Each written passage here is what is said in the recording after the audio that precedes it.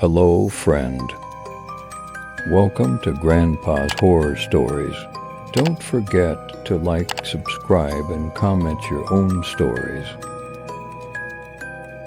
My first girlfriend, Crystal, died at 16, right after I broke up with her. For a long time, I thought it was just a coincidence. I felt differently when my next girlfriend, Nicole, died right after we broke up a few years later.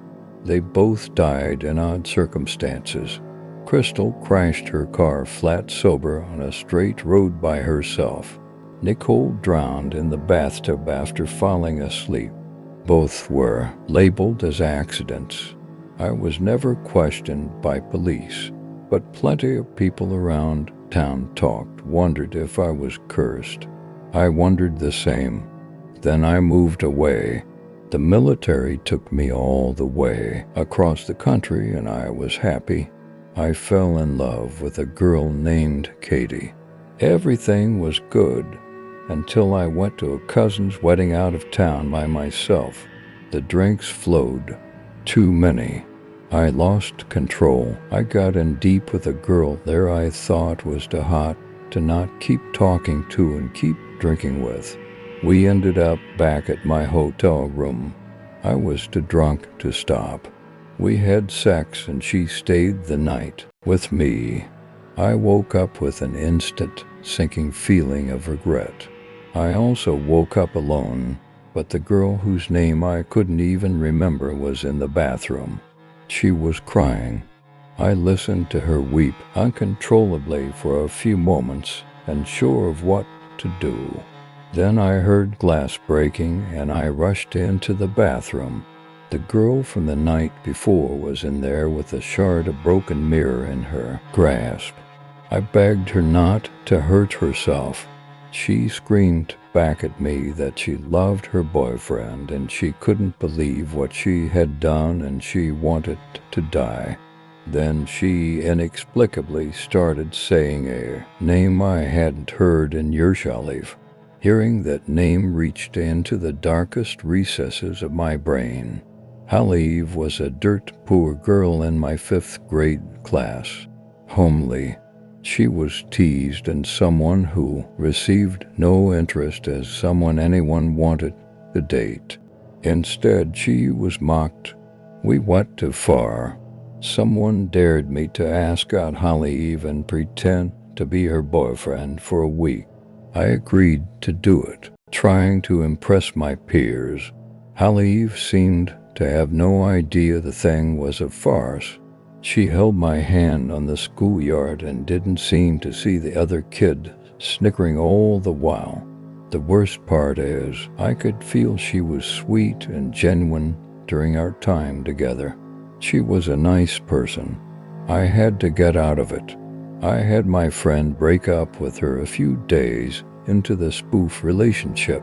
Hollyeve was crushed. I felt horrible. She never made eye contact with me again. One day after recess, I came back to my desk and found a piece of paper with burnt ends and found an endless abyss of vulgar and dark words scrawled all over it in black ink and pentagrams. I tried to decipher what it specifically all meant but couldn't. It just said awful things.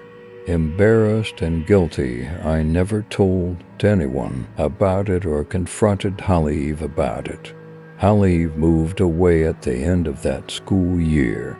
One of the girls in the class said she lived near her and thought her parents were deep into the occult, witches, spells, all that kind of stuff. I figured it was bullshit. It wasn't until I heard the woman in the bathroom screaming out her name that all those scrawled words of hate and love and darkness on that burnt paper Hollyeve left on my desk came back into my head. That dark little girl must have cursed me and any lover that left me. Hollyeve. The word spat out of my one night stand in the bathroom and snatched me out of my memory dive. Then the woman took the shard of glass and ferociously sliced both of her wrists before I could even try to do anything.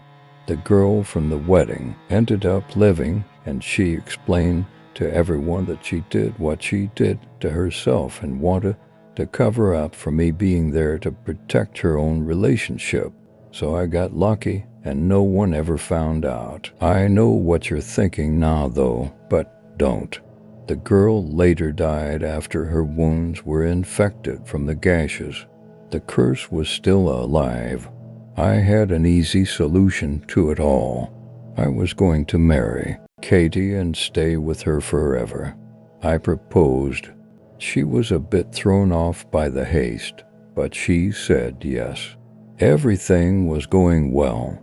We kept going through the motions of love and prep and slow planning our wedding.